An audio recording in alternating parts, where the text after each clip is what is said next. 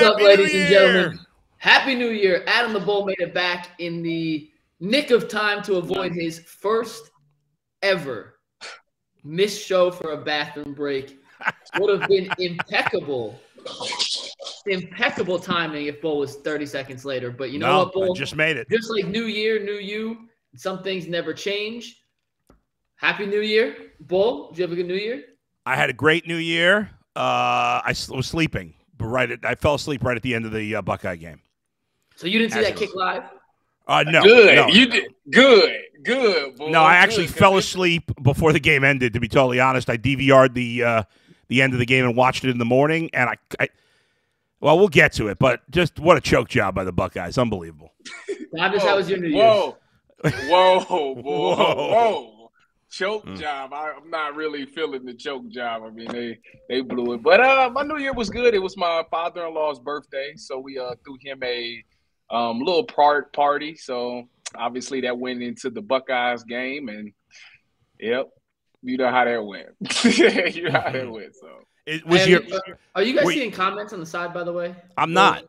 Me either. No. Interesting. Why are we not? Is it that nobody's commenting? Is that possible? There you go. There go one. Okay, we got a comment. Maybe it was just no one had commented yet. Usually it gets flooded right away. So, okay, we're seeing comments now. Just a little preview of what we're doing today, guys. It is our first remote show, our first show of the year. It is a Techno holiday, so we are remote. We're back in studio tomorrow, full squad. Jay's back. We'll have Jason on tomorrow. G. Bush was supposed to join us. G. Bush woke up, wasn't feeling great, so he's already taken his first sick day of the year, 1 day into the year. So G. Bush, just know that ticker's clocking down. So we replaced G. Bush with Tyvis Powell, and we're talking Buckeyes. That's never a bad thing. Tyvis, appreciate your flexibility here to hop on last minute. We're going to talk a lot of Browns. Deshaun Watson played his best half of football in a Cleveland Browns uniform yesterday. The Steelers won, which sets up a playoff implication Sunday show for us later this week. We will talk about the Buckeyes, Tyvis, and their collapse in the college football playoff. Also, Michigan and TCU, a game for the ages. So a lot to get to. And, Bull, I'm going to let you choose because I'm so generous in 2023. Where do you want to start? Well, I really want to start with Deshaun Watson because that's what 2023 is all about, right? For the majority of fans, as much as our fans love the Buckeyes and love the Guardians and the Cavaliers, the Browns will always be the most popular team in Cleveland.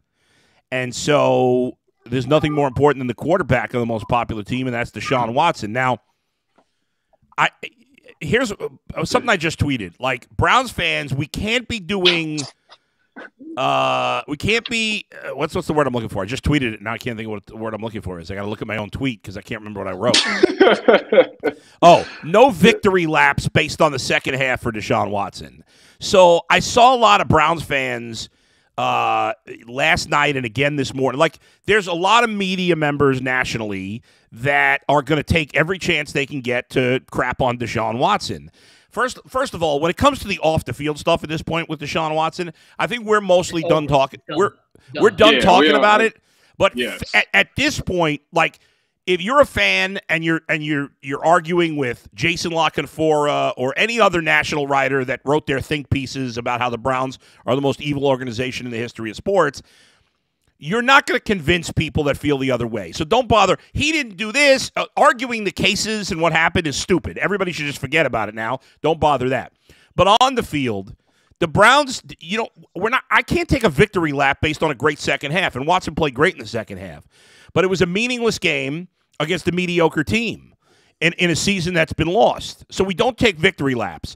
We can't tell Jason La Canfora that his tweet aged poorly because he said Deshaun Watson's not that good. Now, that's a stupid tweet by Jason La Canfora because he knows that Deshaun Watson's only played a couple of games here. And in the long term, Deshaun Watson's probably going to get back to being good. I expect Deshaun Watson to be somewhere between the 5th and 8th best quarterback in the league next year. And if he is, the Browns will be really good and have a good shot of being a playoff team. But we can't do victory laps until that happens, until Deshaun Watson's playing meaningful games and playing great in those meaningful games. Not one good second half against Washington in a season that's already lost. We got to be better than that. I know we're used to having low expectations for our quarterbacks, but we now have a quarterback that's as talented as any player in the league. And when he gets his crap together, which hopefully will be by next year, our expectation for him should be not to have one good half in 5 weeks. It should be to have a good half every half for the entire season.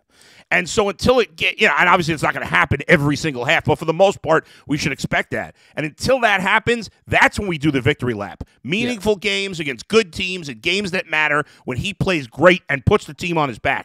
That hasn't happened yet. I'm not doing a victory lap for a great half. I love that he played great in the second half, but he's got to do it a lot longer before we can tell everybody to shut up. Save those receipts and cash them in when they're really worthy of being cashed in. Yeah, two things can be true at once on this. And Tyvis, I'm curious your opinion on this. We talked about it on the postgame show. Deshaun Watson played a phenomenal second half of football yesterday. 3 touchdowns, 142 yards, I believe it was. He also completed 6 passes in the whole half. That's it, 6 passes. And that is not necessarily a knock on Watson. That's just the reality situation. When you look at it, he completed 9 passes in the game for 169 yards. In totality, you'll take the 3 touchdowns, but that's not a game where you go, oh, my God, he lit up the scoreboard. The under, which I bet a lot of money on, his passing yard total over yesterday, missed by 50 yards. He was 50 yards short of his over-under Vegas line. So while he did play phenomenal in the second half, there has to be a little context with it that he completed 6 passes. Washington's defense, I don't want to say gave up, but wasn't as engaged as they were in the first half with their offense being as putrid as it was. And it's totally worth being excited about what we saw and moving forward. But I do think Bull's spot on, nail on the head here with let's see it for a full game against Pittsburgh. And then let's see it next season for a prolonged period. 1 half does not mean that 4.5 weeks of relative subpar play from Watson is completely erased. It is a step in the right direction.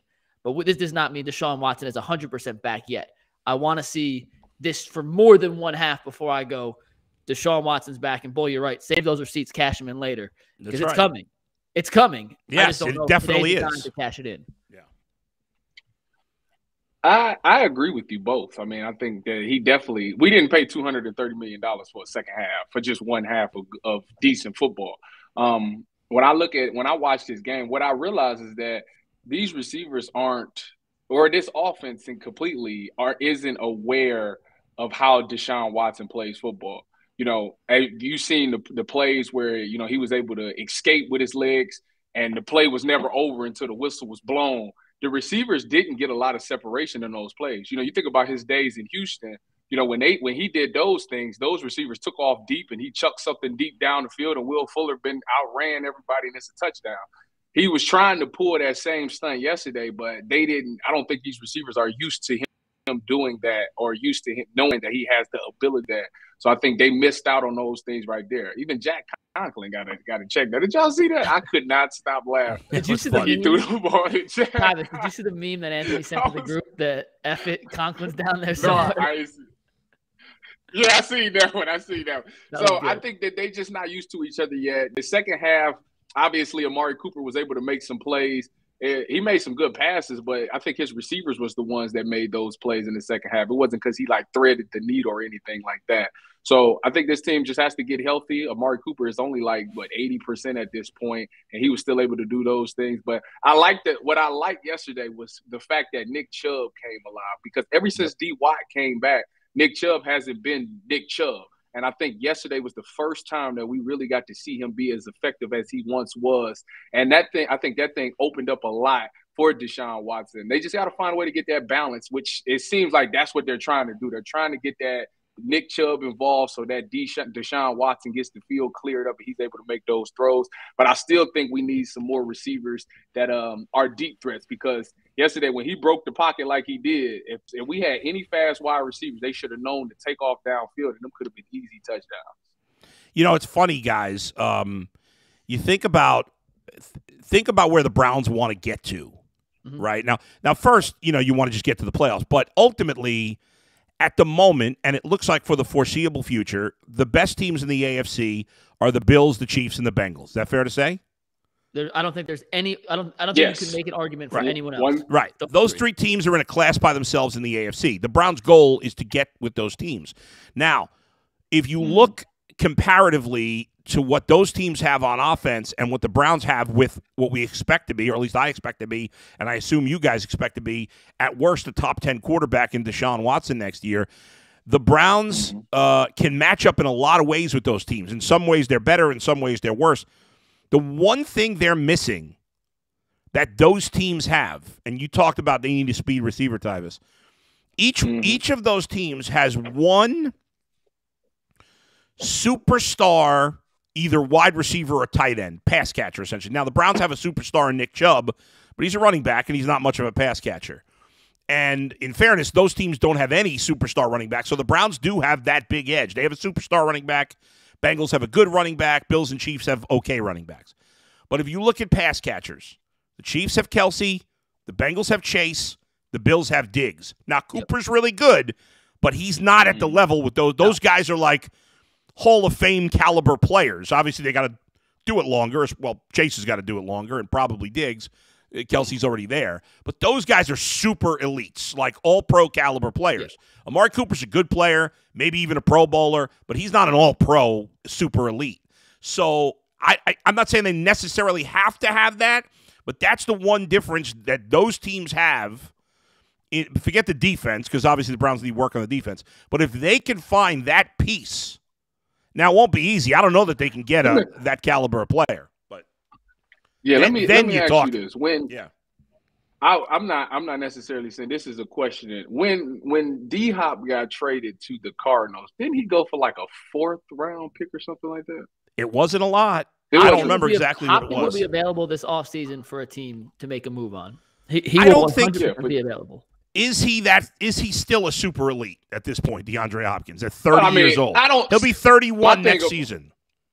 My thing with him, Bull, is that when you talk about Diggs and you talk about Chase, we talking about guys that you could throw a screen ball to and they can make something happen. That's not who he is. He's just a great pass catcher. He's going, if you throw the ball in his area, he can catch it. You need somebody that, if the run game, if Nick Chubb is just so happen to be stopped, or if they stack in the box, you need somebody that you could throw a screen out to a wide receiver, or you need somebody that you could throw an over route to and he takes his 60 yards. You need somebody like that. You need one of those guys that have that type of playmaking ability. And at this current moment, I don't really know. First of all, ain't nobody getting rid of those guys. But then again, I said that last year, and we seen a bunch of trades. So I won't say there's nothing. Hopkins is the one guy who will be or could be available. Tyvis, we talked about this. Yeah, but as Tyvis says, yesterday, he's not that kind of player. By the way, I'm saying, but he's like probably the top guy, because I keep seeing in the chat Devontae Adams. Like, the Raiders aren't trading Devontae Adams, and even the only thing I'll say. I think it's possible they would trade him, but unlikely. Only because they may want to start over. They're going to have a new quarterback. Maybe Adams, went there to play with Derek Carr. Maybe he wants out, because they were buddies. He just signed that massive contract. Even if he goes, the Browns don't have. I'll tell you another guy. Who could be interesting. He balled with Stidham yesterday, though, so I don't see why he would feel that way. I wanted the Broncos to win that game. He had a great game. I'll give you another guy. Who I think is, I wouldn't quite put him up with the guys we mentioned just yet, but he has that kind of skill level, and that's DK Metcalf. Yeah. Didn't he just got paid though, right? Did he? I can't remember if he signed an extension. Yeah, no. I think I'll look that up real quick. I think he did just get paid. By the way, Hopkins was traded for a 2nd-round pick. Look at this. Earl said, take the top off. Yeah, that's what I was going to say, Earl. I think their best bet on getting that is getting somebody in the 2nd round. If Jalen Hyatt is available, he is that guy. However, the way wide receivers have come into the league the last couple of years, they are like the hottest ticket in the draft. It's like if you're in doubt, draft a wide receiver, because for some odd reason, as of lately, they have really panned out. So everybody got a 2nd round grade on Jalen Hyatt. If he goes out there and has a great combine, I don't think he makes it to the 2nd round. Tyvis, also, do you think real quick, the Metcalf contract, 3 years, $72 million. So not crazy expensive in receiver terms, but the Browns can figure it. Listen, there's always ways around the cap. Tyvis, I'm curious. Do you think guys are coming into the league more prepared for the NFL at wide receiver because so many teams now in the NFL or in college now play an NFL-style offense? Is it that simple? what? And high school. That's the reason, or and high school, Well, I mean, or no? It's definitely starting in high school nowadays because some of these kids coming in there getting to college like ready to go. And it just has to do with the development. I mean, right as of lately, if you think about the 3 schools that's had pretty good wide receivers, it's been Ohio State, Alabama, or what's the last? Oh, LSU. Those have been like the 3 schools that if they got a receiver in the draft, you probably take it. And I don't know I don't think Ohio State got any. I don't think.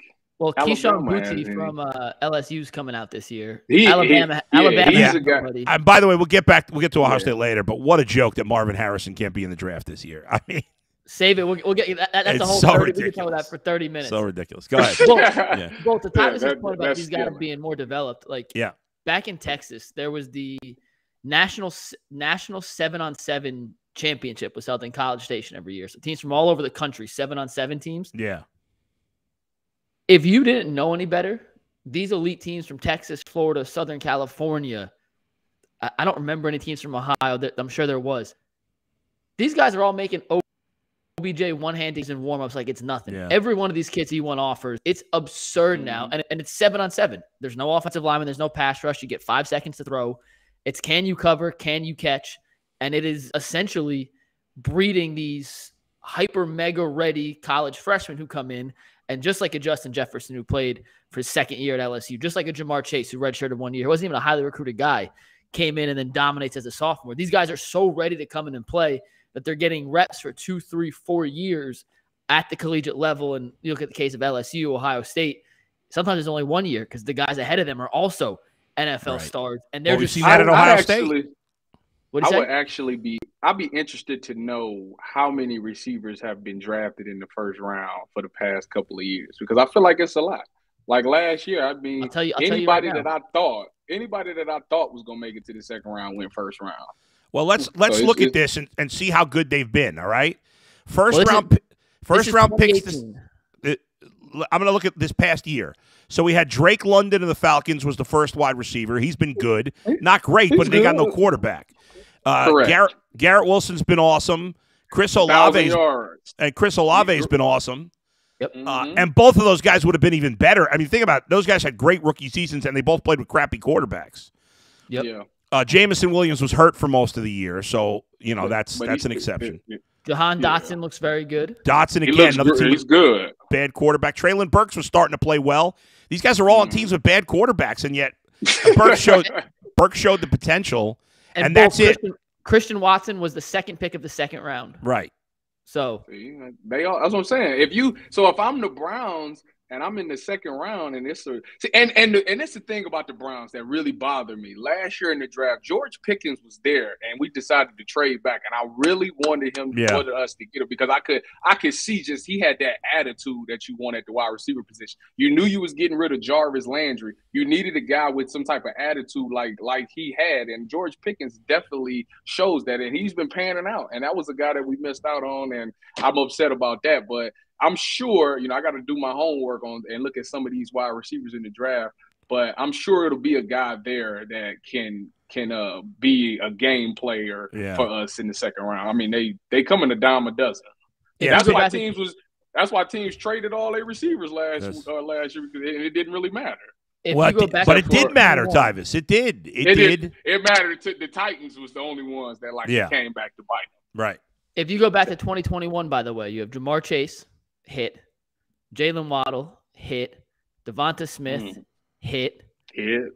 Darius Toney, when he plays, he's really good. He's just never on the damn field. I'm about to say he's just not healthy. Yeah. Rashad Bateman, TBD. Well, in fairness, they run the ball and he's been hurt. I think he's decent. He's decent. And then Elijah Moore of the Jets, who's also a TBD. And we'll go to the 2020 NFL draft. Last one we'll run through real quick. Just showing us how many of these guys can come and play right away because there was a bunch of receivers in this draft. Mm-hmm. You had Henry Ruggs. No. Well, we know what happened there. He was playing well. He was doing good. Yeah. Not anymore. Jerry Jeudy, been good. Been pretty good. CeeDee Lamb. CeeDee Lamb's phenomenal. Jalen Reagor, bust. He's a Justin bust. Jefferson. Great. Obviously elite. Brandon Ayuk. He's really good. T. Higgins. first pick in the second round. Yeah. And then Michael Pittman, second pick of the second round. So in the first 34 picks, you have 5 to 6. You have 6 receivers who are at least at Pro Bowl level. You have Henry Ruggs, who is Henry Ruggs. And then you have even last year, even last year, as you said, Tyvis, Pickens got taken at 50-something.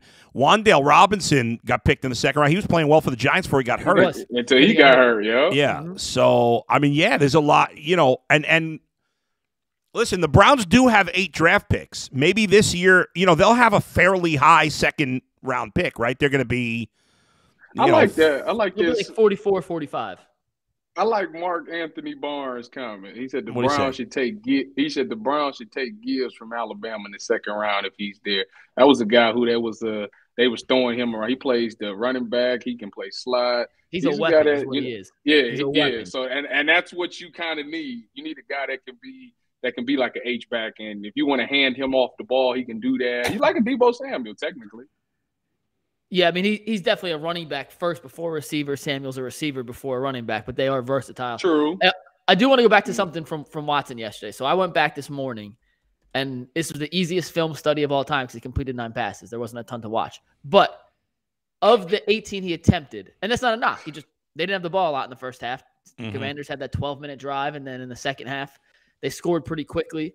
Tyvis, you mentioned a lot of the work was done by the receivers, and we'll get to Matt Chapman's super chat in a sec. A lot of the work was done by the receivers, and we talked about it last night. That first touchdown to Amari Cooper, there's no excuse for Kendall Fuller not to push him out of bounds or get him out of bounds somehow. That was just a nice pitch and catch that Cooper turned into a 46-yard touchdown. The best throw he made yesterday, in my opinion, was the slot fade to David Njoku against cover 2, where he looked off the defense, looked off the safety, then threw a dart to the left sideline. And Tyvis, I'd love for you to break that down for us on Wednesday when you see the slow-mo and the all-22 footage. Thank you for the login. That all-22 is awesome to watch back. You see so much more than you don't see in the real game. You see so much more you don't see in the real game. I'm telling you. But the way he manipulated the safety on that play in particular to me was, vintage Deshaun Watson, where he throws a laser beam to David Njoku off the slot fade against cover 2. From the tight end position, where the safety had to go to the middle of the field because the way Stefanski schemed up the play, they had, I forget who it was, but maybe DPJ coming down on a deep post from the right side, so the safety had to come over. And when you look at some of the throws, he wasn't perfect yesterday. Bull, I owe you an apology. I said yesterday his pass to Amari Cooper was his first pass to a receiver.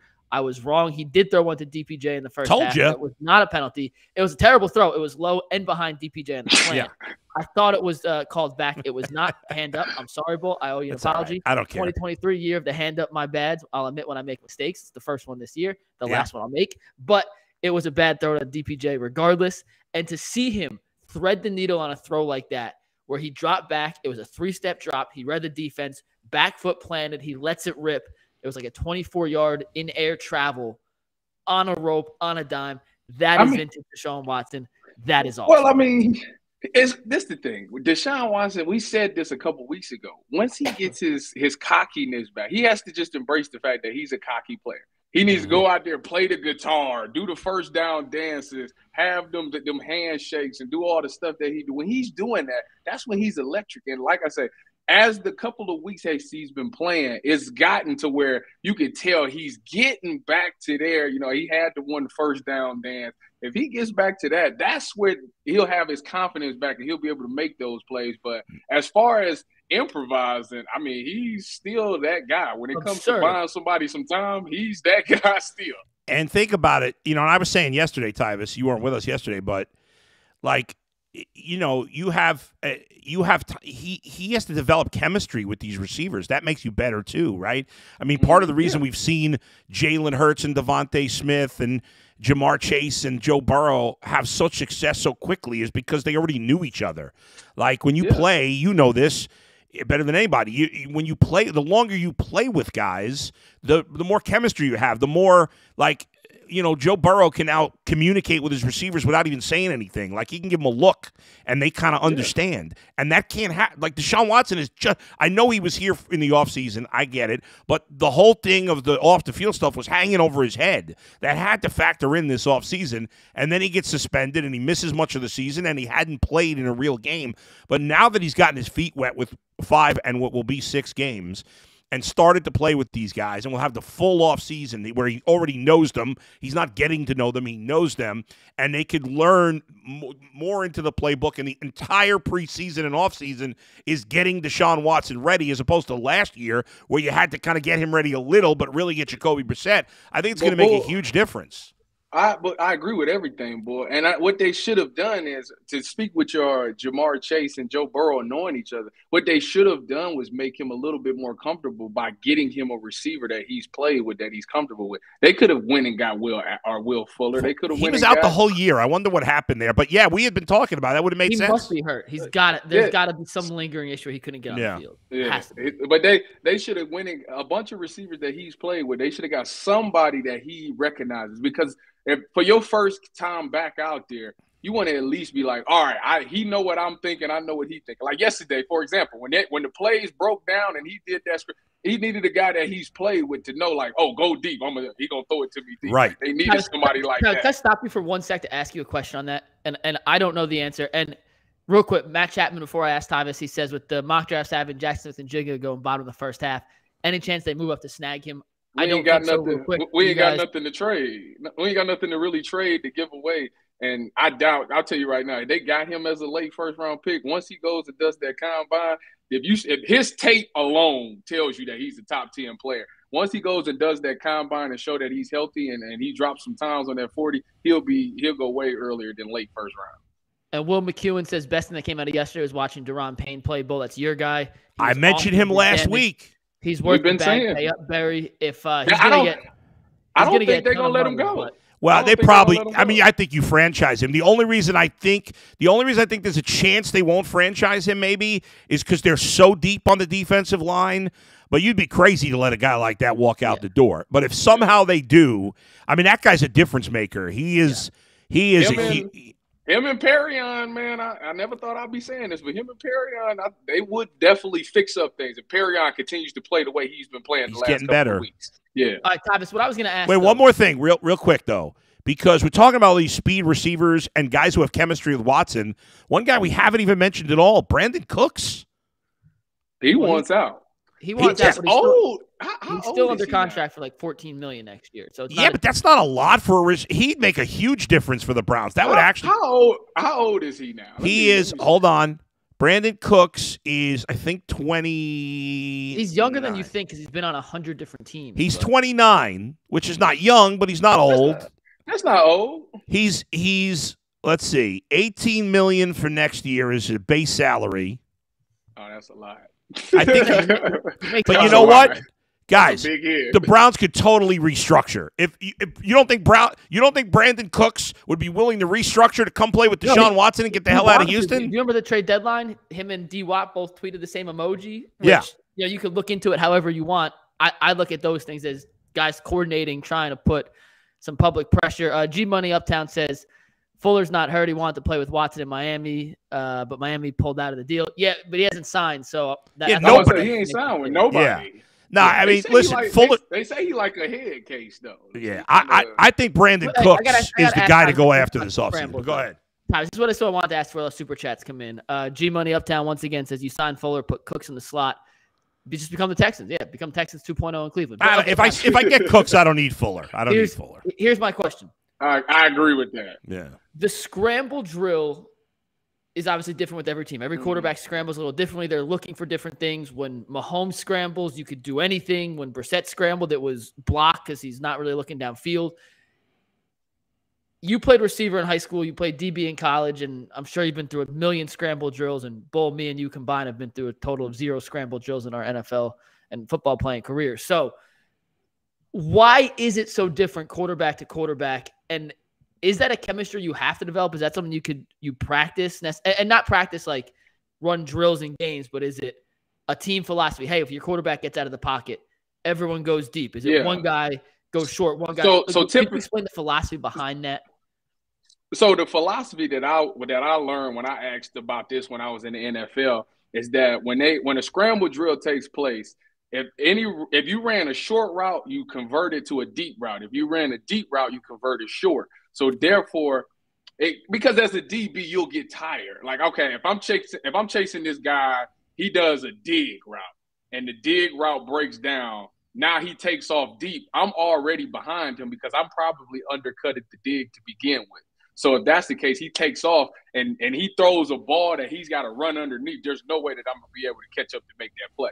And then it's vice versa. If you're something deep, if he's run a deep post, I'm already trying to stay on top of that post. He comes back for the ball. He's boxing me out. So now he's going to get the ball because he's in front of me. So that's why typically if you run a short route, you convert it deep. If you run a deep route, you convert it short because now it's beating the DB because he's probably fatigued at that time.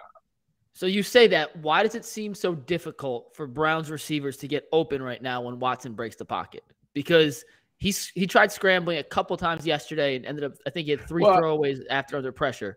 Why aren't these guys getting open? Usually somebody comes open in that time. Yeah. Yeah.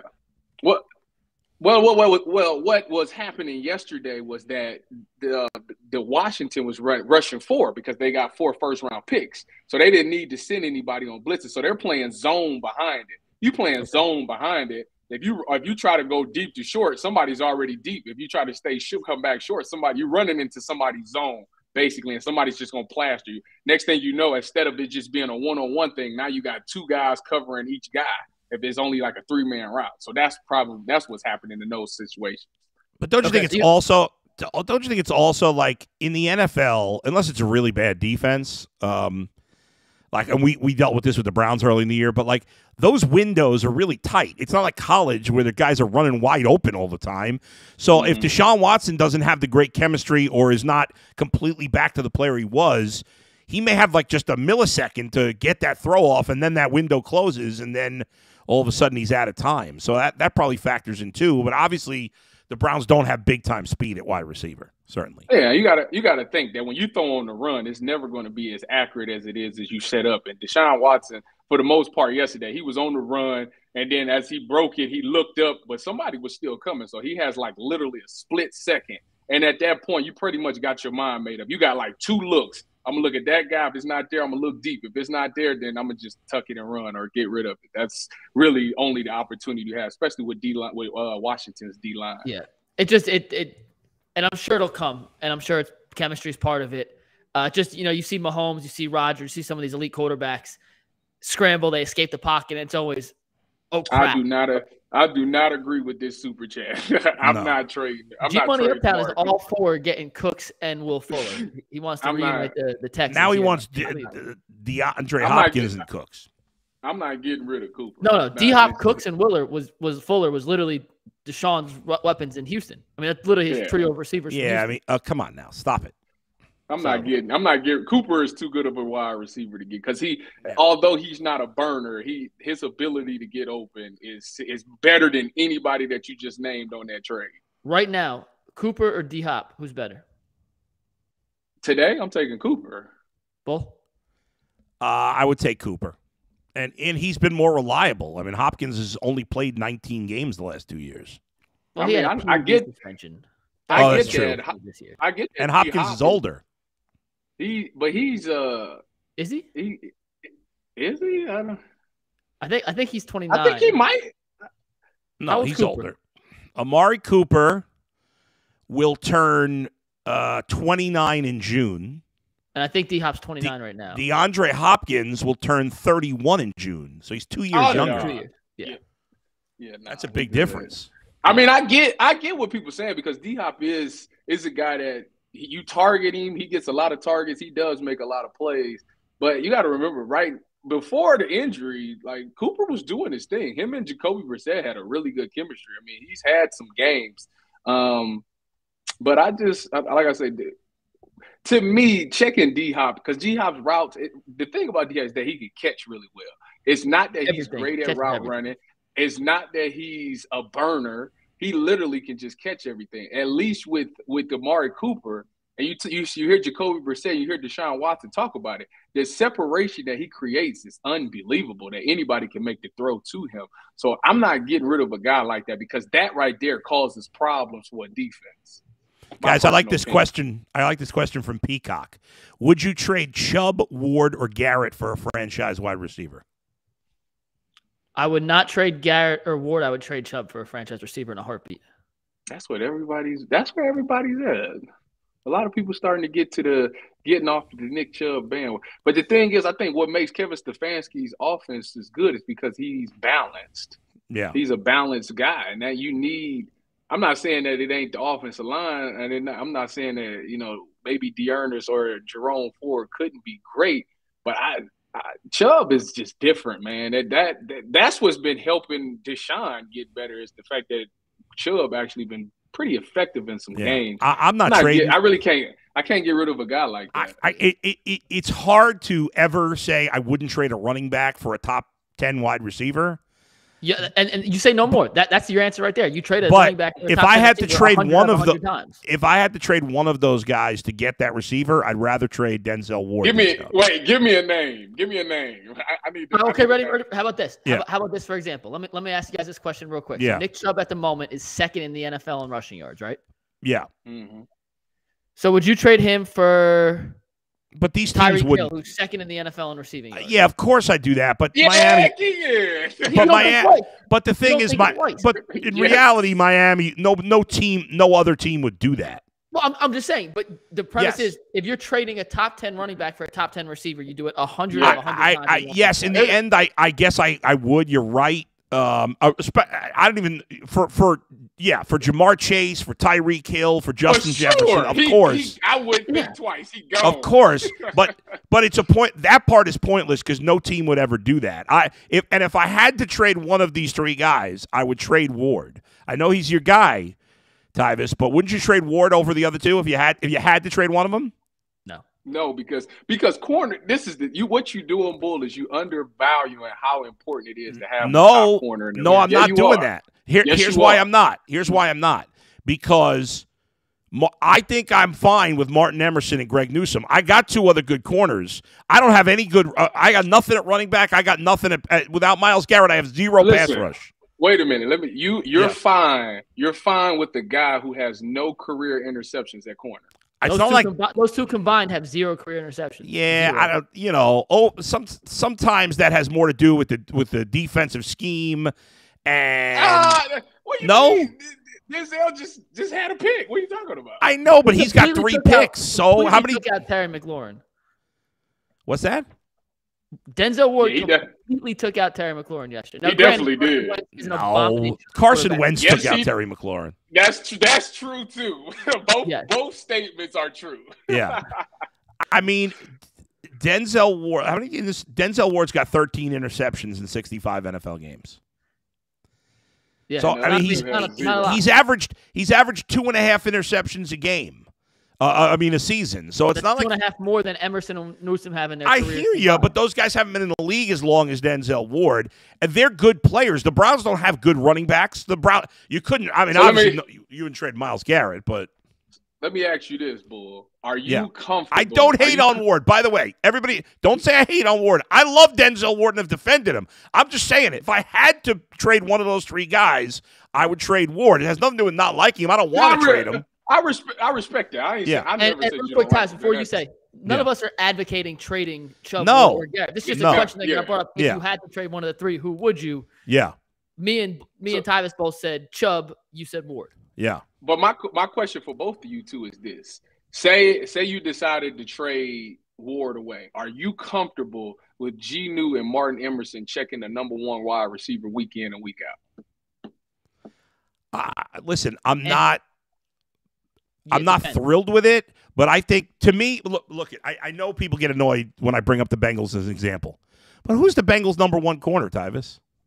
The guy who was phenomenal this year, who got hurt, Awuzie. Yeah, but Cheeto. First of all, and he's a decent player, but he's not a star. He's not as good as Denzel Ward. And like right now, who's their best corner? I mean, it's probably Mike Hilton, who's their slot corner, right? It's that dude. It's that dude from the Buckeyes, Eli Apple. But like the Bengals have average corners. Mike Hilton's a good slot corner. Their other corners are just decent guys. They're okay players, but not special. And yet the Bengals have the best. Nobody's thrown for 300 yards against the Bengals. Maybe Brady did in garbage time. I think he got over 300. That was it. You made this point earlier, and this is going to end this debate and topic. Who are the 3 best teams in the AFC right now? Bengals, Bills, Chiefs, and Chiefs. Do any of them have a top 5 running back? No. Do they all have a top 5? Joe Mixon is when healthy. Mixon's solid, but he's top not 10. Mixon's top 10. They all have top 10 pass catchers. He was like 3rd in the league. He was. I still don't think he's top 5, but he's top pass catchers. Do any of those teams have a top 10 corner? Nope. Yeah, Tre'Davious White. He's hurt. Oh yeah. No, Trey White. No, Trey White, when he's healthy, he's like. Yeah, but he hasn't been that good this year. Micah Hyde is hurt. He's coming off an ACL injury. Yeah. Well, that's what I'm saying. My point is, the best teams in the league don't have the best running backs. The best running backs in the league play for the Raiders, the Browns, and the Titans. There's a chance none of those 3 teams make the playoffs. Well, in general, yes, you don't have to have a great running back to win. I agree with you. However, the 49ers have a great running back, and they're going in the playoffs. And they also have a great pass rusher and great cornerbacks. It sounds like that you are advocating the air raid, Mike. I do think you have to throw the ball a lot. Of course. Nick Chubb's elite. But I'm not saying not trade for the wide receiver. I'm saying I'd rather cornerback is a strength for the Browns. Running back is not. Outside of Nick Chubb, Kareem Hunt's a free agent. That you don't expect. Like Dearness Johnson had 100 yards last year, and he was in one game. That's one game. The thing about it is, if I'm trading Chubb, but the problem is if they change his offense to an air raid, he's gonna get phased out of the offense anyway. Thank you. They're not gonna run an air raid. Come on now. Paul DePodesta is up there dialing up the air raid, Bull. Just get on. They're going to be balanced. They're going to be balanced. All the reports say they move it to the air raid. Don't listen to that nonsense. They're not really going air raid. Paul Podesta doesn't call plays. They're not going to trade Nick Chubb. They're not trading Denzel Ward. They're not trading Myles Garrett. Peacock, thank you for putting that hypothetical in there. This guy says Jerome Ford will easily replace Hunt. Like, Jerome Ford's had like 5 carries. How do we know he's any good? We don't know he can play. In camp, they said that he's just the best pass catcher out of the backfield, and he did look good in the preseason games. Yeah, he had a nice carry this week. Well, we're going to find out because I'm about to say we're going to find out for sure. Yeah. All right. Looking ahead to Steelers week, guys. We got 4 more days of the Steelers game, but wait, one more thing, because this guy says, well, we need to run the ball. We play in cold weather. Well, the Bengals, the Bills, and the Chiefs play in cold weather too. Yes. And so, So, all right. So we have no more talking about trading anybody. It's week 18, and the Browns are playing in one of the most meaningful football games of the season. Now, it's not because of anything that they've done. They are eliminated from playoff contention. But right now, this is Bull's personal hell coming to fruition. All season, Bull had been saying this is the year the Steelers don't finish above 500. The Steelers are trash. They're terrible. After week 3, essentially penciled them in for a top 5 pick. And somehow, some way, they've played terrible competition, but they've won 6 of their last 8 games. And they've eked out all these games. They've eked them out every week. They have. They really have. Now, I was wrong that the Steelers are terrible. They're obviously not terrible. Now, they're not good. They're a mediocre team. But now I'm relying on the Browns to make sure I get it right about them being under 500. Kudos to Tomlin again to get if Tyvis, if they win, they have a good chance to make the playoffs because they need New England to lose, right? I'm sorry. They need New England to lose. New England's playing Buffalo. Oh, they lost. Unless Buffalo may or may not have anything to play for at that point. Is it New England Buffalo or is New England playing Miami? No. No, it's New England Buffalo. New England just beat Miami. Buffalo. And then Miami plays the Jets. Now they both are bad right now, but Miami might be with their 3rd-string quarterback, Skylar Thompson. Wait, Teddy? No, they are. Teddy got hurt. His finger. Yeah. Wow. Well, they lost then. That's over with. See, and Skylar Thompson versus Mike White. Sad because all they had to do was beat the Saints, and we'd be talking about a different tune. All the stuff that it was. It's a 1% chance. It looked good now. For all that 1% that everybody was making fun of us, now it didn't happen because the Browns lost. But had the Browns won, they would have been very much alive for the playoffs this week. Well, what's funny is I remember before. And their Jets game. Who was it before the Saints? Who did they play before the Saints? The Ravens, right? Right, yes. Before that game, we looked at a chart, and we needed 15 things to happen for the Browns to happened. No joke. like 12 of the 15 things that don't involve the Browns have happened. Yes. Like, it has, well, you needed the Jets. The Jets had to lose 2 games. They have. They did. The Patriots had to lose 2 games. If they lose to the Bills this week, they'll have their 2 losses. The Dolphins had to lose 2 games. The Dolphins had to lose all 3. Oh, and they've already lost 2, yes. And they've already lost 2, and they could very well lose again. And then they needed, like, I think the Raiders to lose 1 game, which they did, and there was one other team that had to lose 1 game, which they did. Whatever it was, the rest of the chaos board has fallen almost perfectly for the Browns. Yeah. If the Browns had beaten the Saints, I believe they'd have the same tiebreaker as the Steelers right now. They need to beat the Steelers and have the Patriots and Dolphins lose, and there's a decent chance that's going to happen. How about by the way, have you seen the tiebreaker in the NFC right now? All I know is that the Packers win, they're in. How about this? I thought they needed somebody to lose, too. No, this is funny. Right now, if the season started today, I wonder if this has happened. It probably has. Ended today. If the season ended today, the Seahawks would be the 7th seed in the West. However, even though they're the 7th seed with 1 week to go, they do not control their own destiny. Yeah, you sent that yesterday. Right, because if saying that the Packers win, they in. Packers win, they're in. If the Packers lose, so the Packers play the Lions. If the Packers win, they're in. If the Lions win and the Seahawks lose, then the Lions are in. If the Lions win and the Seahawks win, then the Seahawks are in. Listen, man, I need the Browns to tighten up, man. I don't want to be that brings us to this though. We are now playing in a Week 18 game that has playoff implications, even if it's for the Steelers. The Browns have to win this game. Have to. Browns have a chance to be spoilers. They're playing for 3rd place, which I do think matters. They're playing to finish 4-2 with Deshaun Watson, and they're playing to ruin a chance for Pittsburgh to go to the postseason. You've been in the role of spoiler before, Tyvis. Does that actually motivate guys within a locker room to maybe come together in a way that they wouldn't in a otherwise meaningless Week 17, Week 18 game? Is that an actual motivating factor? I think it is, but that's not the main point. The main point is that you're going to – first of all, it's a rivalry game. It's a divisional game. And on top of all of that, this is a team that could potentially go in the playoffs, and it's a measuring stick. You want to go into this offseason letting the world know that, hey, next year is on. Like, we're going to win these last 2 games. Next year, you know that what it is. We're going to get our chemistry down. We're going to get some key pieces added in there. And next year, we're going to be a force. And I think that's what they've been focused on. They want to send a message. I was actually listening to Myles Garrett because they asked him about this after the game yesterday. And he was saying that basically – they was going to play, and if they didn't have a chance to get in, then it was about ruining – it was going to be spoiler and ruining seasons and stuff like that. So I think they definitely are very much up for this. And like I say, it's Pittsburgh. So that right there is the added motivation that you need. You know you're going to get their best shot. And it's no better feeling than beating a team when things is on the line, knowing that they're going to play their hardest, because at the end of that, you can say, listen, we just better than y'all. And that's something that you have a lot of hype going into this offseason. You know, the Browns haven't finished the season with a better record than the Steelers, I think, in 30 years. Now, they still won't this year. They'll technically finish third.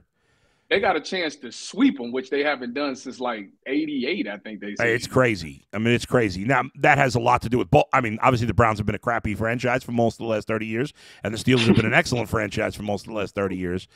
But the Browns have to make this happen. I mean – it's been a bad enough season and a disappointment. What if all 3 teams in this division besides the Browns go to the playoffs? I mean, that's ridiculous. Inexcusable. Man.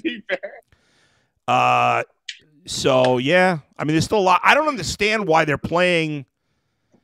The Titans Jags game being on Saturday. They should have played that game on Sunday.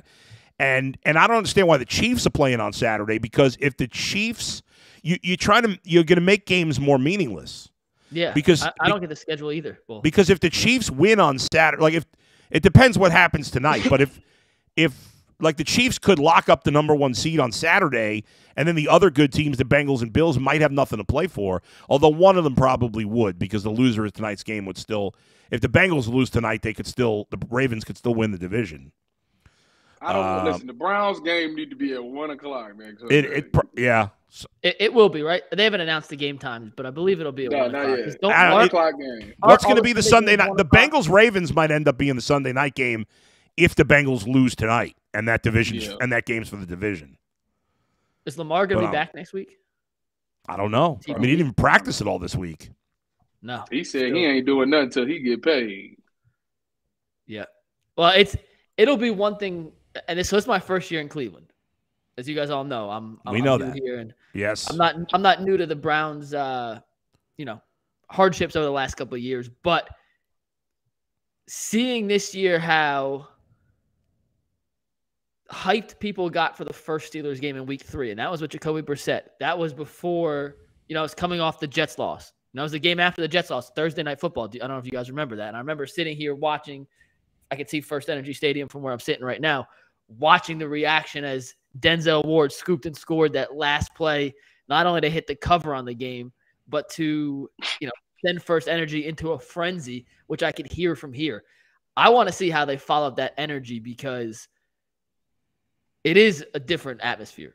It is Deshaun Watson's first game against the Steelers. It's Deshaun Watson in Pittsburgh. And after all the Ben Roethlisberger stuff throughout the years, it's going to be a pretty damn hostile environment. I want to see how Deshaun Watson reacts to that. There are so many smaller storylines that aren't going to get the same attention as a playoff spot's on the line. That's the main one. It's going to be an awesome game. And Kenny Pickett's a guy who I wrote off so early in the season. I thought he was abysmal. He looks kind of competent. He looked good. Give me some bad. Got to give him his credit. I mean, we're not going to say he looks like a star, but he's played solid football and made big plays when it mattered. By the way, how'd Baker do yesterday? Terrible. And also, TJ Watt's back this week. You are wrong. In fairness, Baker wasn't terrible. He just was nothing. What was the final score of that game, Bull? They got crushed. He was he had one turnover. He fumbled. They didn't throw any touchdowns. He's got tiny hands, and it is cold in LA right now. You know what they say about guys with tiny hands? Yeah. They say that Mark Anthony Barnes. Sorry, Baker. Great show today, fellas. Just showing some love. We appreciate you, Mark. TJ Watt didn't play in that first game either. He's back. And when he plays, they're a different defense. So it's going to be a lot of fun. We got 3 minutes. Last thoughts on this before we switch over to Ohio State and the college football playoff. Bull, final thought. On the Steelers game or on the Browns, just the Browns in general? Just in general. We're going to the Buckeyes. Listen, obviously overall it's a disappointing season, but they'll make us feel a lot better if they win this game. As Tyvis said, you want to send a message for next year.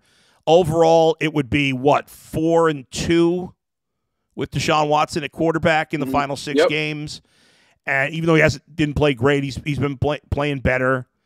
And so you had a great second half from Deshaun Watson.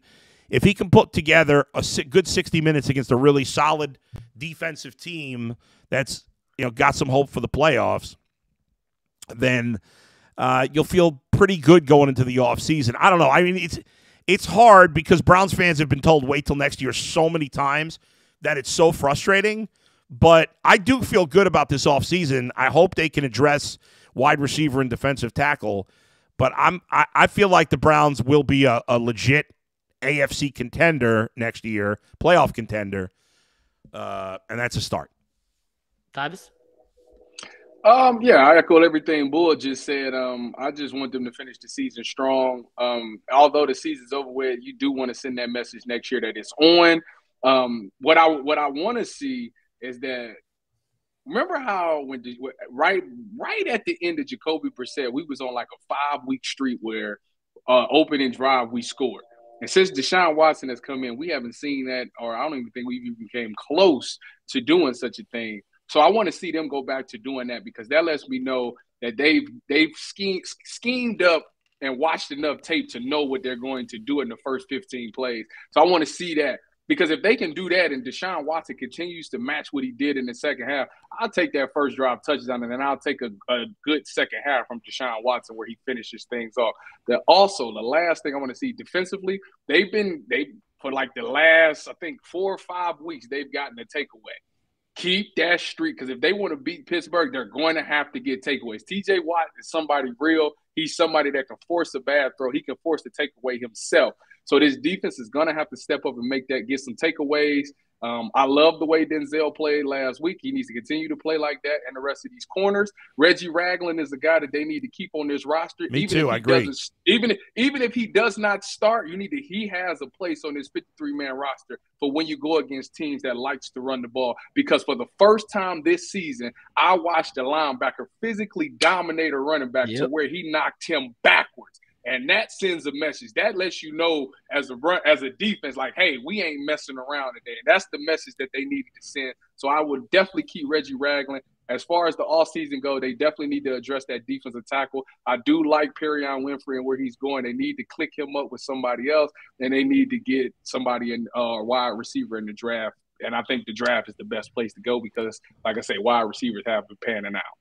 I mentioned Ragland yesterday, Tyvis. There's no doubt. I mean, he's not going to cost anything to keep, right?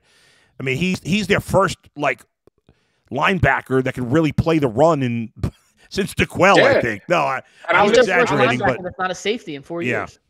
I listened to him in the post game, and he was saying you could hear it in his voice how much fun he's having. He's like, these is a great group of guys. He said, I really don't know the playbook like that, but he said I hear the DBs making communication, and through their communication, it's telling me what I got. So they out there actually helping him out. If you got a guy like that, if you recognize that a guy is a difference maker, it's nothing to tell him what he got on this play. If you know you've been in this system for 2 years, you know the adjustment that you make. Tell him what he got so he can play fast. And I think that's what eliminate confusion. Let people know what they got so they don't have to think about it when the ball is snapped. They can just go make plays. By the way, did I say – wait a second. Mike, did I accidentally say I have 3 different people saying I'm too woke. Did I say Trump instead of Baker by mistake? You know what? I don't know what you said, but I was going to give a shout out to someone who said we were talking about Trump and not sports. And what are they talking about? I didn't mention it. In fact, I made about 2 weeks ago. I decided 2-3 weeks ago. I decided, I'm fighting with people about politics sometimes on Twitter. I decided I was not doing that anymore. That I was never going to bring up politics. I probably won't stand by this, but I was like, I can't argue with people about politics anymore. It's so dumb. And I was like, now all these people are saying I'm woke, which I think is a stupid thing to say anyway. But I was like, did I say Trump by mistake instead of Baker? I don't know. I don't remember. Well, maybe I said Trump instead of Baker. I didn't mean to. I see April in the chat. April, what did Bull say? What did I say? What Bull actually said? I missed it. Can you said it, Bull? I missed it. I'll be honest. Can someone actually tell us? I missed it too. But hey, through things I want to see. I want to see Watson play well for a full game. I don't want to just see a half. I want 2 halves back to back. And then secondly, I want to see Emerson or Newsome get a pick. I want to see one of those 2 get their first career interception. That would be nice. And yeah, and the show will not be named Show Too Woke. Sean, thank you for the suggestion. We do wake up every day, but that will not be. So if someone could please let us know what Bull said. Bull, did you say Trump with 1 fumble, no touchdowns? Maybe I said Trump instead of Baker. I didn't mean to, obviously. All right, well, let's talk a little Ohio State, guys. See, if it was a month ago, I could have put a really good joke in there, but I won't do it. All right, April says, I'm not sure what Bull said, but some goof said the show was too woke, which he spelt wrong. Too woke. Himself. Yeah, Bull, you're too woke. It is what it is. You think the best part about calling Bull woke is Bull literally has no idea what that means. Oh, I know exactly what it – of course I know what it means. What do you think, I'm an idiot? You know, I just think I know completely what woke means, but I think it's a stupid term to use because it's code for saying other stupid things. But let's just move on. Okay. Of course, I know what it means. Let's talk about Ohio State. Yeah, let's talk about Ohio State. Let's get off anything but. We got to? As the ball dropped at midnight, almost exactly the same time as the clock struck midnight, Noah Ruggles shanked a field goal so far left. Tyvis looked like he was aiming into the corridor between the far sideline and the backside line. It was a tough thing to watch after a tremendous performance, a gutsy performance from Ryan Day, C.J. Stroud, the rest of the Buckeyes. And Tyvis, I'm just going to say, what's up? How you feeling, man? First of all, I want to start off this segment by saying I actually feel extremely bad for Noah Ruggles because if you know Noah Ruggles, if you know his story, for people that don't know Noah Ruggles' story, so Noah Ruggles, I think he went to North Carolina. but his grandfather's dream for him was for him to be a kicker at Ohio State. So once I think after his eligibility, or after he graduated, I think he transferred to Ohio State, but I think his grandfather may have passed away. So he did this just to try to complete the dream for his grandfather. And it was sad that moment, he's been automatic for like his whole career at Ohio State. And it was sad that he missed that, because I know that's probably what he was thinking about, because he came here for his grandfather anyway. So I felt extremely sad for him after that. Yeah, I felt extremely bad for him after that, because now if you think about Noah Ruggles, the only thing people's going to say is that's the guy that missed the kick, and that's terrible. So I feel bad for him on that. But as far as the game goes, I was mad at the secondary. I've been mad at the secondary this whole entire year. And people will be like, so somebody, I'm Mr. Positive. Somebody comes to me and says, well, Georgia's a top defense and we put up all these points on them. And I'm like, I don't either. Like, you don't pay somebody $2 million. This defense is not fixed. This defense is patched. And it's just been exploited. Like, if you're getting gashed in the run game and you're getting beat deep on routes, that's not fixed. That's not defense. Like, it bothers me that you continue to put these kids in situations knowing that they're not good enough to handle it. Like, your corners is not good enough to play man-to-man like that. And you call man-to-man a lot of the game. I just don't understand why you continue to do that. So, it is what it is. I thought the C.J. Stroud thing is, and I feel bad for him too, because C.J. Stroud, his legacy is that he could never win the big game.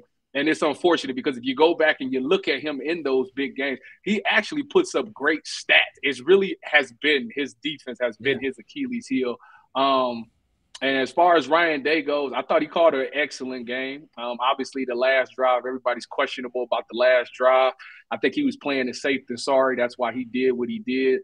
Because if you got Noah Ruggles and a guy who's been pretty automatic, you think that, hey, worst case scenario, we're going to kick a field goal and get out of here. So, I thought Ryan Day did everything he could. I've been so hard on the Buckeyes and saying that they might be soft and all of this, but those guys banged with that team and they took them to the wire.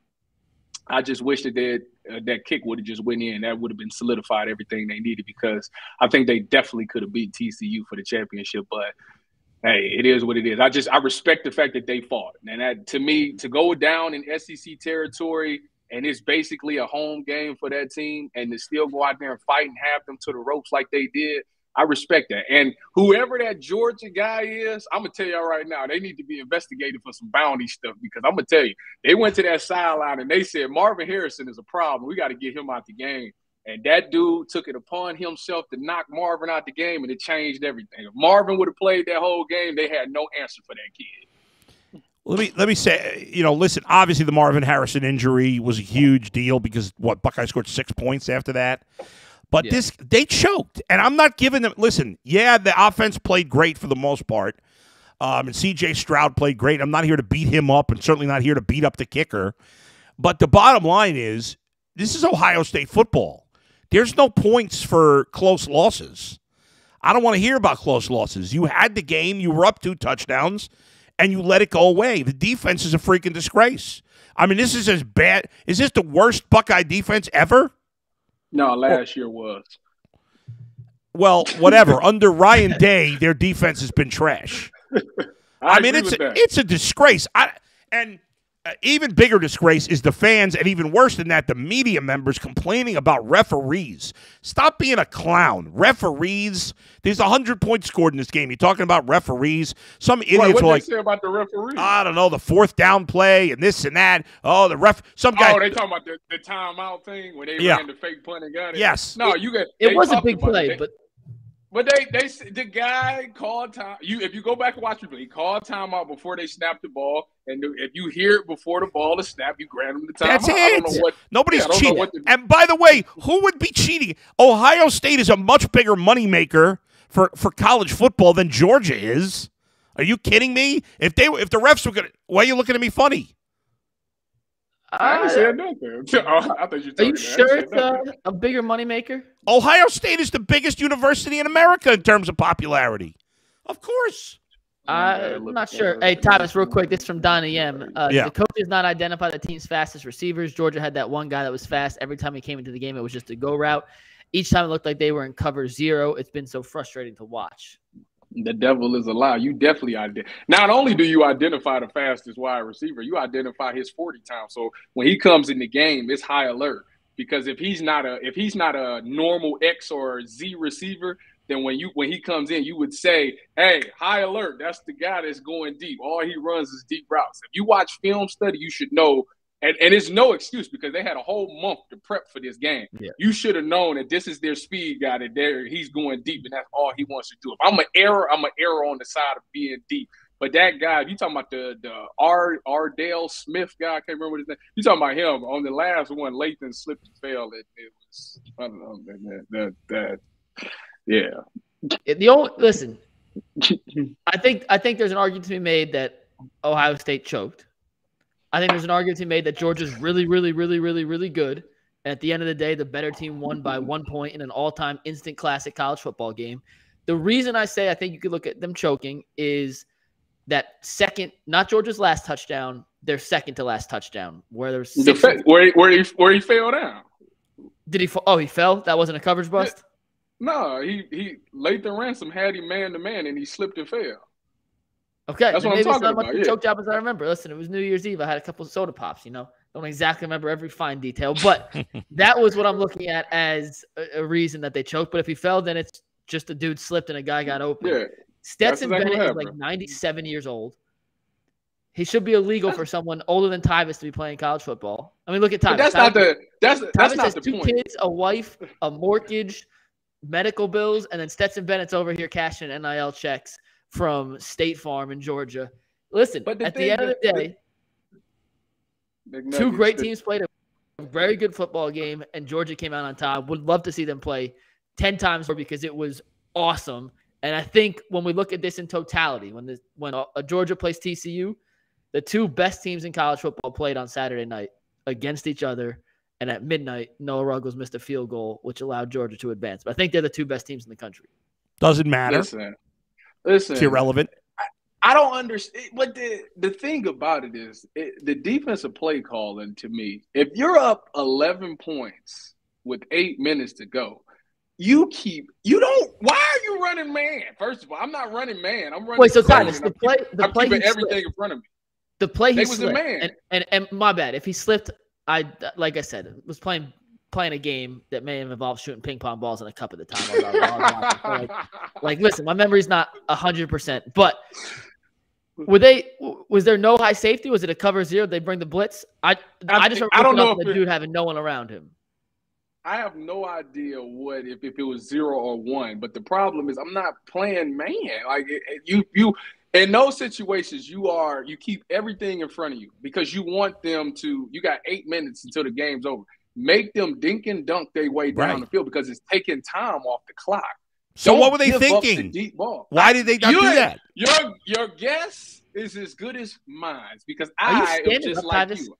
Yeah, so everybody don't know. I got my wife I got her a standing desk because she has a walking treadmill. So when she works from home, she wants to walk and do stuff. So that's why I'm standing there. But the desk adjusts. Like I can pull it down.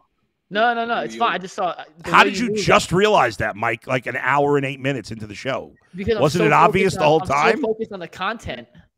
It is. And for the record, if anyone wants now we can't see your head, Tyvis. Hold on, I'm about to sit down. Let me know because I was on fire on Saturday night. Just throwing it out there. I've seen all the comments like, "Why is he standing?" Because it's my wife standing. But where did you go for New Year's Eve, Mike?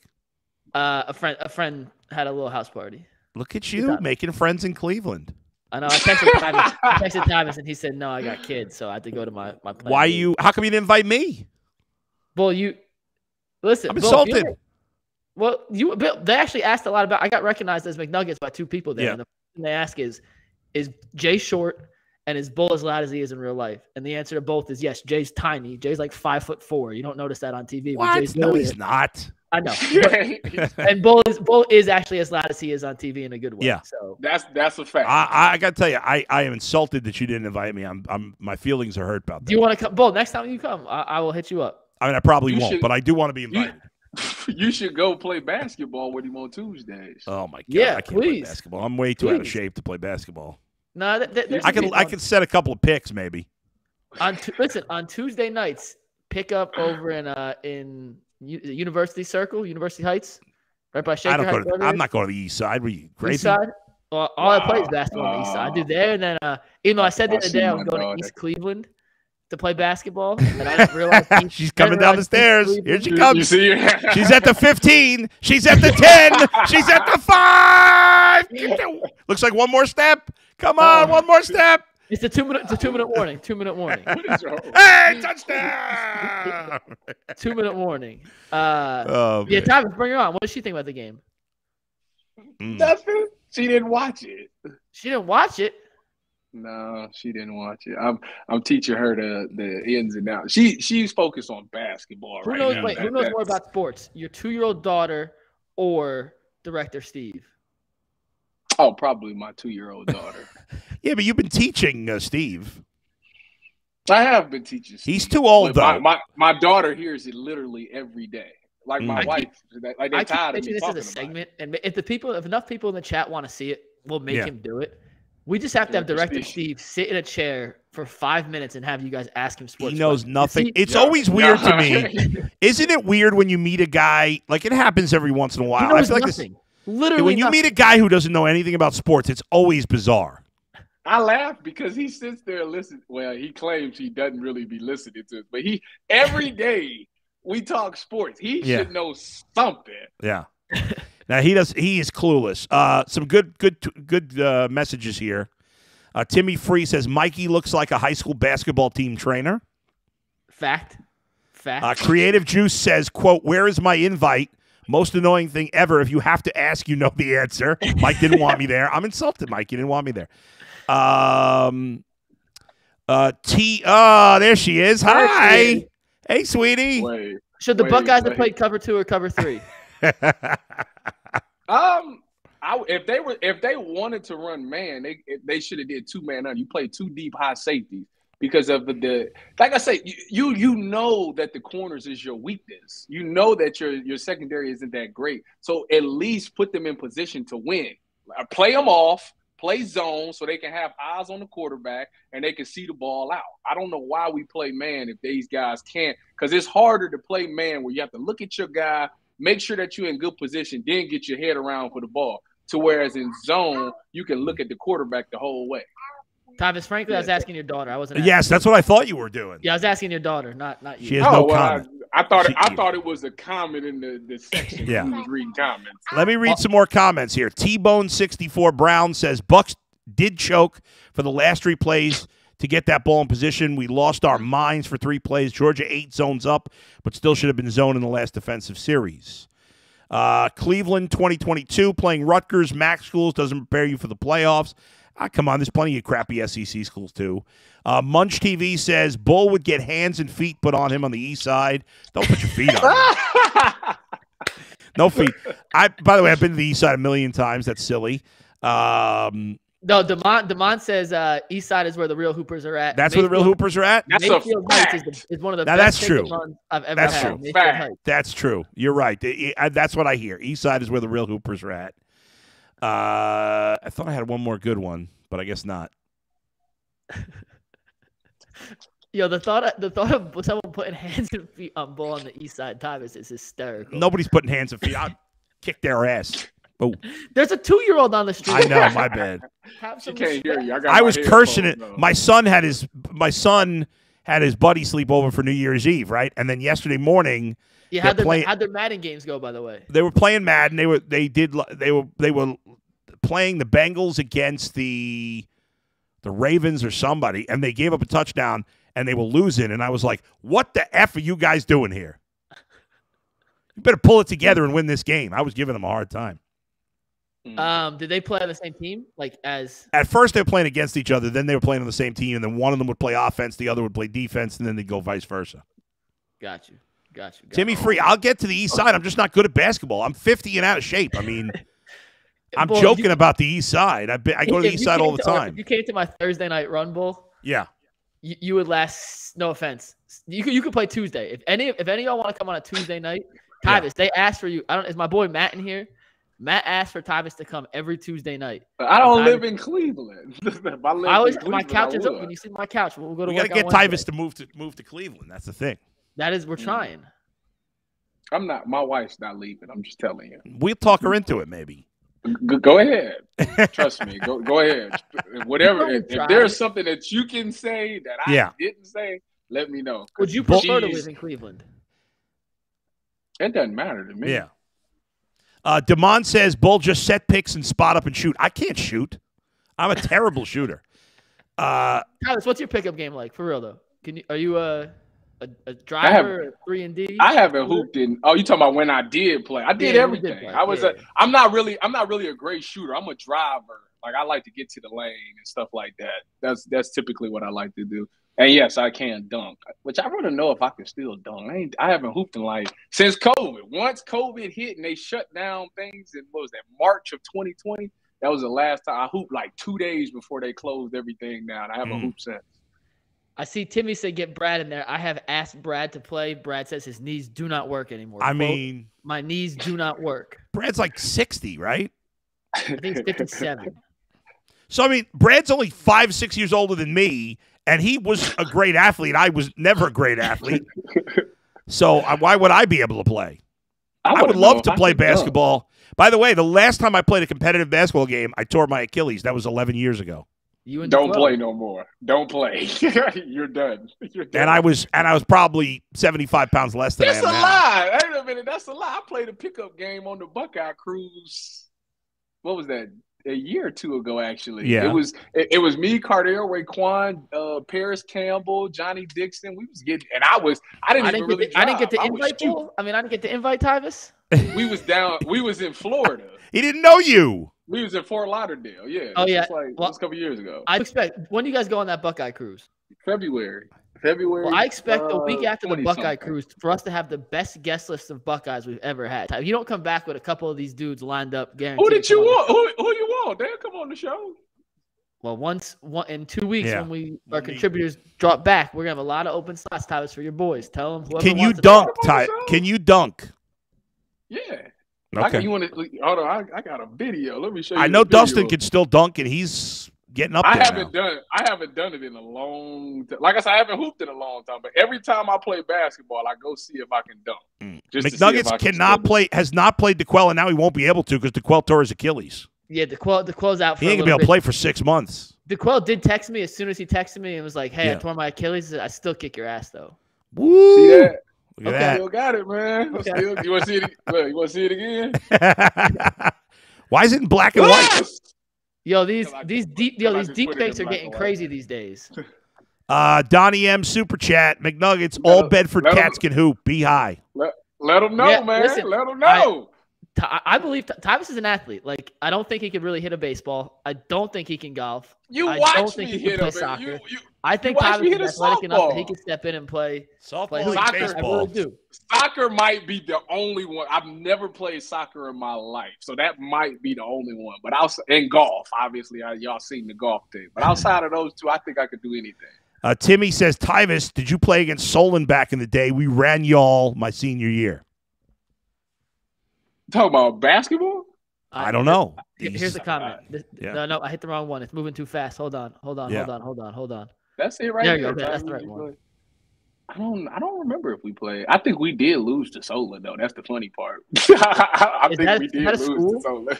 Yeah, Solon, they right up there. They right next to Bedford. Is that a school? And we got Come on, Mikey McNuggets. He's got to learn the area. Solon's a big town. Love you guys. Chico was 92-3, not us, so I'm not quite sure what happened with Chico. But I know, but I'm not going to say it. You can say it. That's all. You want to touch that. That's all. I mean, he quit. There's nothing else to say. Anything beyond that, I'm not going to share on the air, but he quit. I mean, we got 5 more. If anyone has any questions, we got 5 minutes. Just throw questions in here. You don't have to super chat. We're looking at the chat. We got 5 minutes here. So throw some questions in. We'll answer. Tyvis, I bet you your go-to move when you played. Oh, by the way, Cavs do play tonight. We're going to do full Cavs preview breakdown tomorrow on the show. It is going to be we got a Didi tomorrow.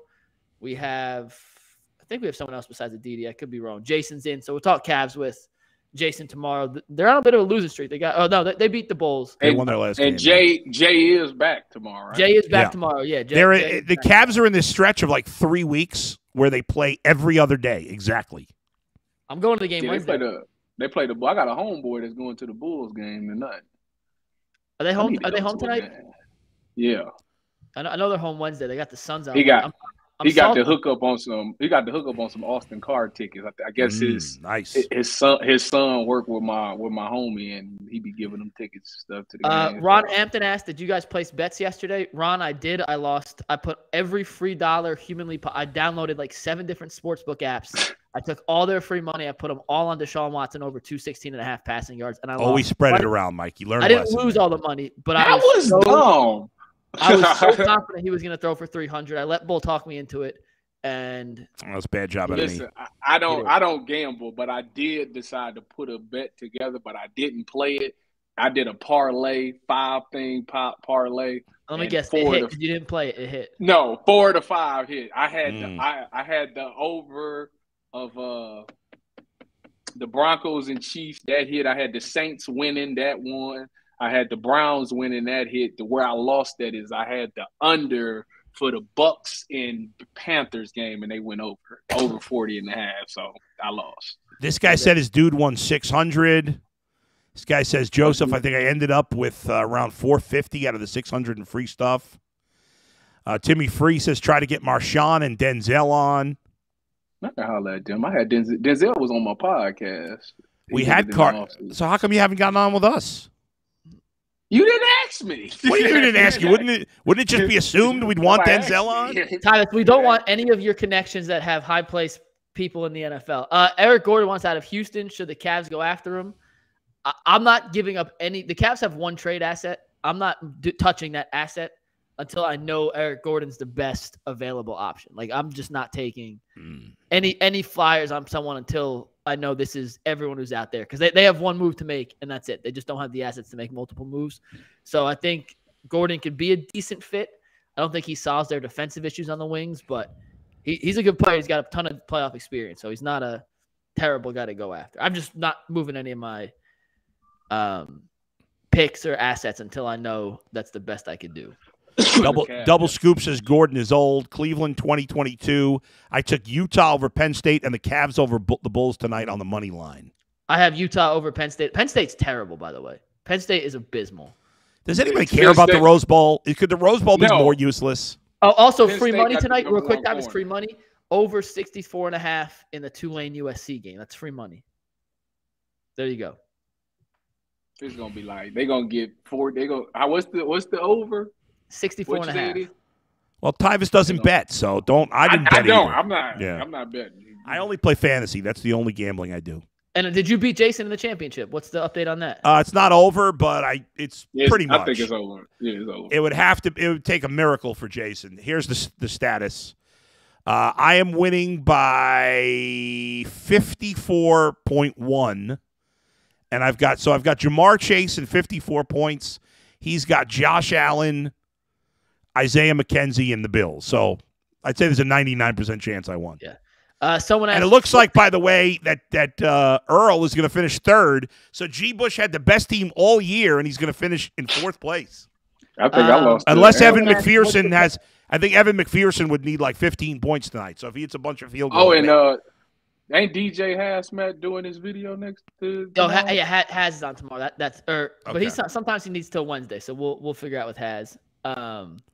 Robert tweets, McNuggets, what's one Cavs trade option? What do you got, McNuggets? Well, I think he was asking what's the piece they have, and it's a Curro and a first-round pick in about 4 years and 5 years, whatever the one that what's that going to get you? On. Well, that's my point. Until I know what's out there, Are you talking about the pick that they saving for Bronny? Yes. They're not going to trade that. They can't. You can't trade first-round picks. They can't trade 24. They can trade 28 or 27, whichever one's the one in between the two swaps. And I don't remember off the top of my head, but it's the one that Utah doesn't own down the road. But they don't have a ton. Like, you're going to hear a bunch of names pop up at the trade deadline for the NBA. They don't have the assets to go out and get any of these big name guys. They have a Curro, and that's really about it to move. Is the deadline before or after the All-Star weekend? It's like a week after. It's not till February. They got time. Okay. So, all right, guys, this was fun. Tyvis, thank you for being a last-minute replacement for G. Bush. His sick day counter is at 1. I got you see, my wife put the COVID thing back up. I remember someone asked about it last week. Where's your COVID clock? What do you mean the COVID thing?